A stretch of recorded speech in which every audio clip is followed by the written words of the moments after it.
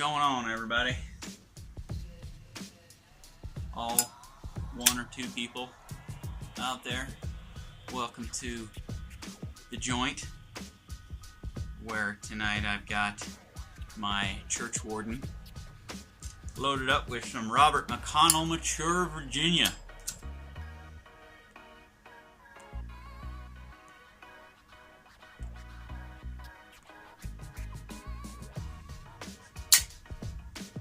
I have this bowl about halfway smoked down.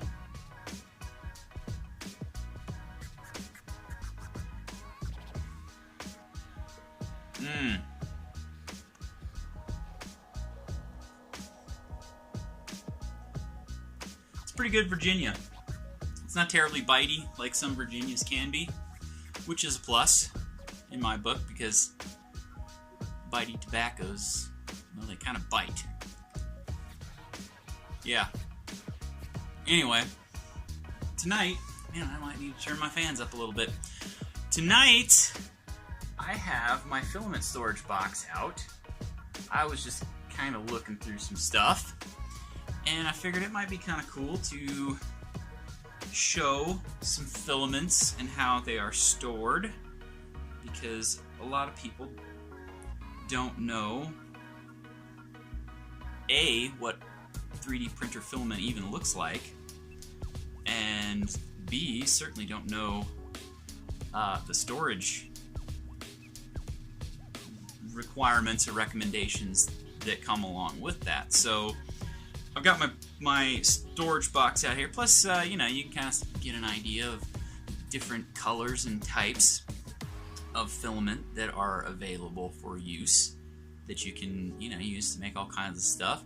So let me pause this real fast, and maybe I'll relight this because I feel like it's already gone out. And then when we come back, you will be looking square down into my box here, and I'll show you some of the filaments and the way that I store it. Right or wrong, that's what I do, and I haven't had any problems, so here we go. Alright, we're back. And I'm going to relight this pipe while this camera stops wobbling.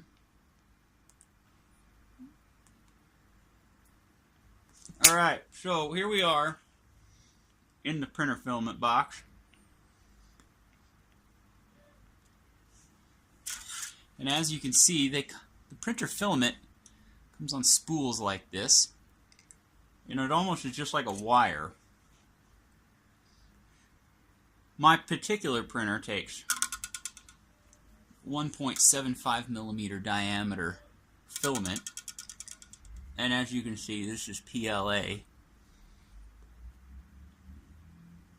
Certain printers have the capability of printing certain filaments and not others. My printer actually, it prints quite a few different types, and it depends on the temperature really.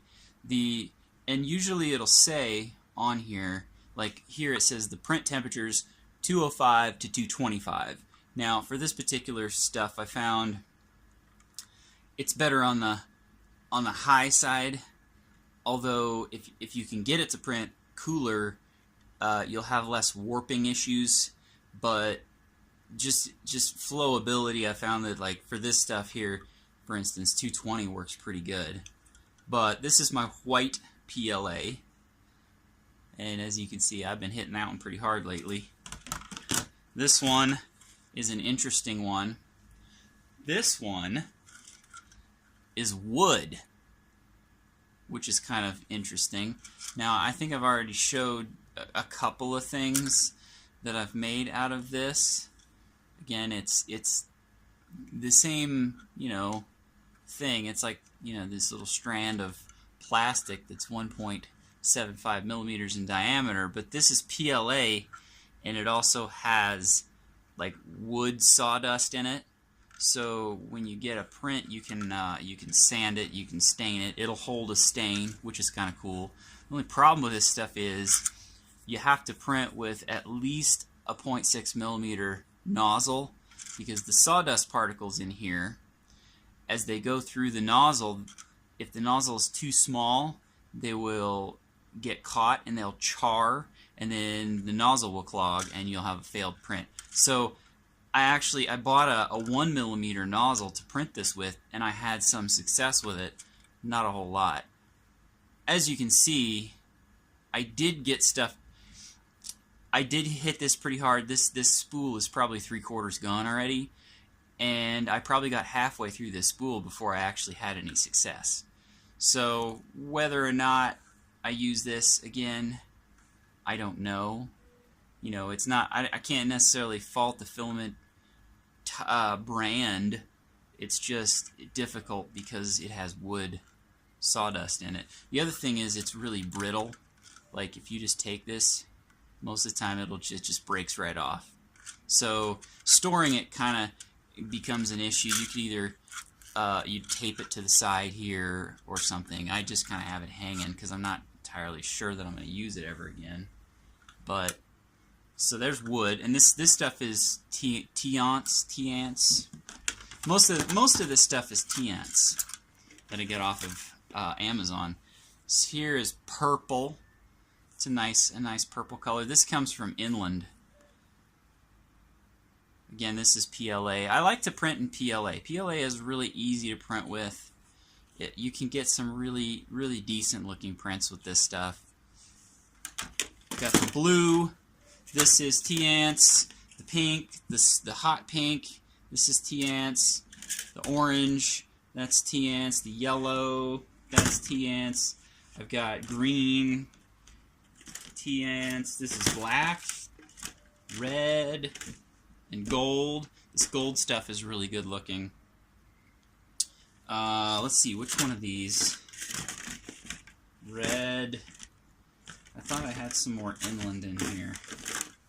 Oh, the green. This is Inland. You can tell the difference between the Inland and the Tiance by the spool. The Tiance has this pattern on it. The Inland does not. All this stuff came off of eBay, by the way. This is black ABS plastic, and the reason you would want to print with ABS plastic is that this stuff is much more heat tolerant. The main reason that some printers can't print with this is that the print temperature is 210 to 250. So if you don't have a printer that'll get up to 210 or hotter, you're not going to print with this stuff. The other thing with this stuff is it requires a heated build plate. Some 3D printers do not have a heated build plate. Mine does, and so I can do this stuff. The nice thing about this too is that you can do an acetone vapor bath, and what the acetone will actually dissolve this stuff. It doesn't work on PLA. It's a different type of plastic, but you can put this in an enclosed area with like a paper towel or a Kleenex or a cotton ball that's soaked in acetone, and as the acetone evaporates into the enclosed area, it actually dissolves the surface of the print to give it a nice, smooth, shiny, glossy finish. So that's another cool thing about ABS. I bought this because I made a phone mount for my pickup that I can clip my phone in, and I needed it to be able to withstand the heat of being in the pickup in the summer, in the sun, which it gets really hot. There's some other stuff that I've 3D printed out of ABS for my pickup, some clips to hold, you know, various interior panels in place, and it works really quite well.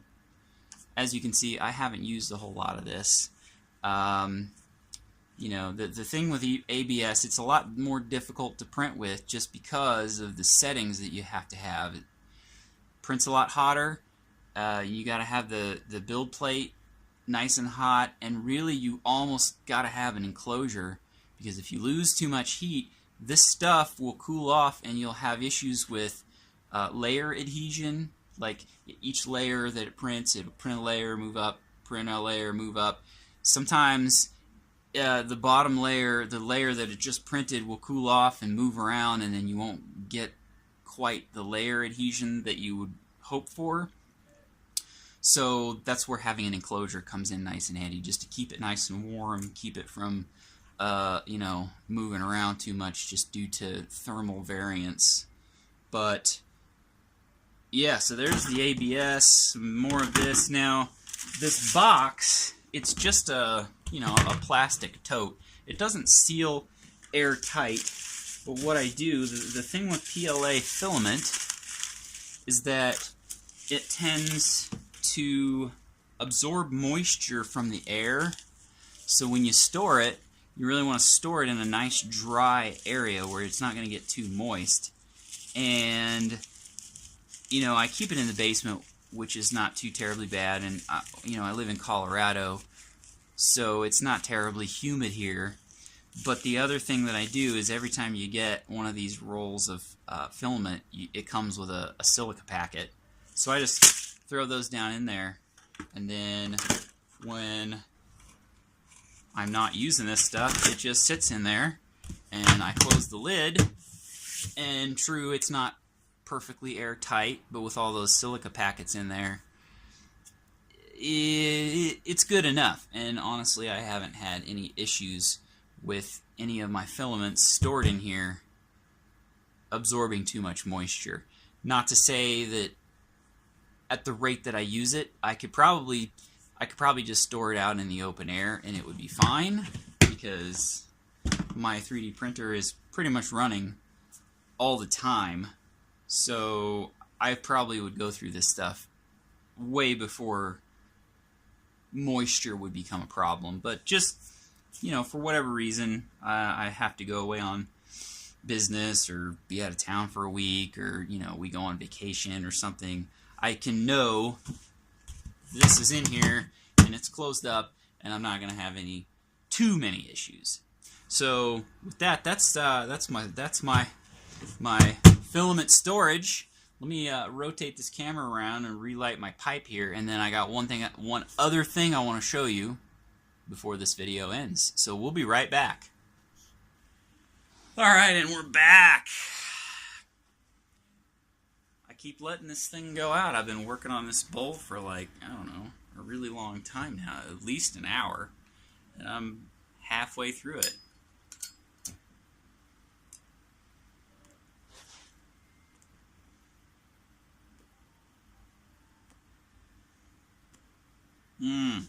There we go.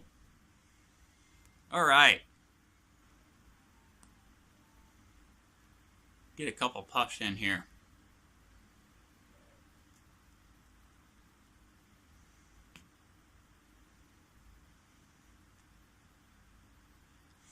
So my latest project, well, the last project, it's already gone. I made a thing for my boss at work. It's a phone holder or a phone stand, but it looks like a Post-it note pad that's kind of flipping up. You can sit your phone in it. It turned out really nice. I made it out of that neon yellow, but I already gave it to her. It's gone. Can't show that to you. What I'm making now, there's a guy that I sit close to at work whose last name happens to be Lobo, so he's all into wolves and that, because Lobo is the Spanish word for wolf.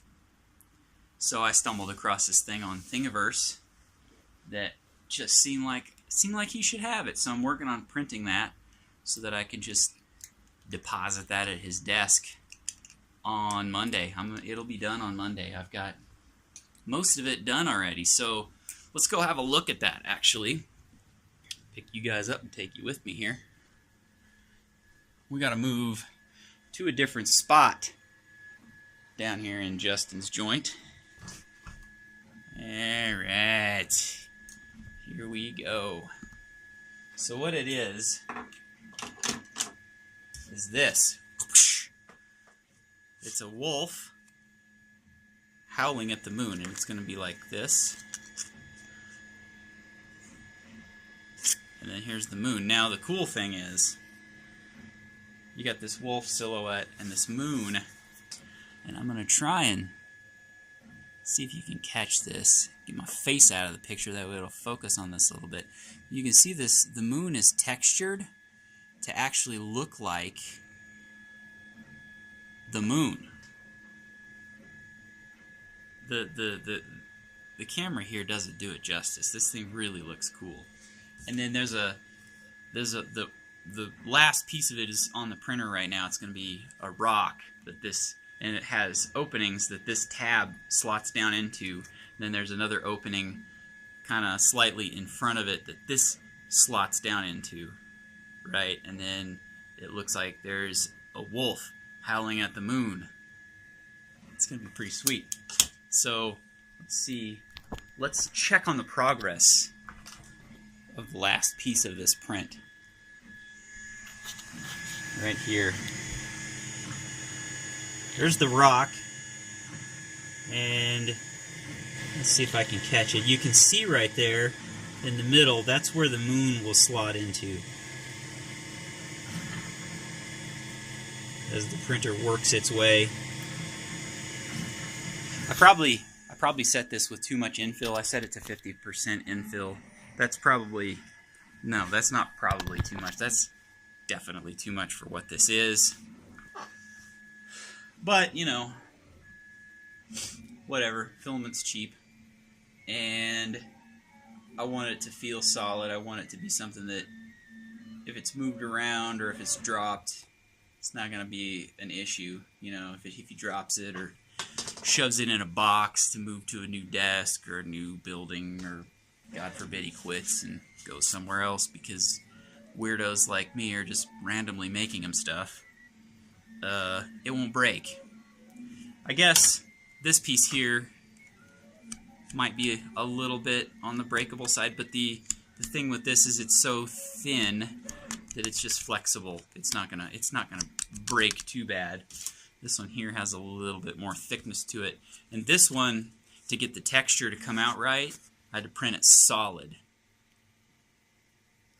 So this is a nice thick piece of plastic here. And I suppose what would be really cool would be to attach some LED lights to the back side of this to kind of light this up. That would be really cool. Not going to do that. It's going to look cool enough as is. But anyway, that is it from the joint tonight. Don't really have much else. It's already been nearly 20 minutes. So I guess with that, I'll say from the joint, good night. Have a great evening.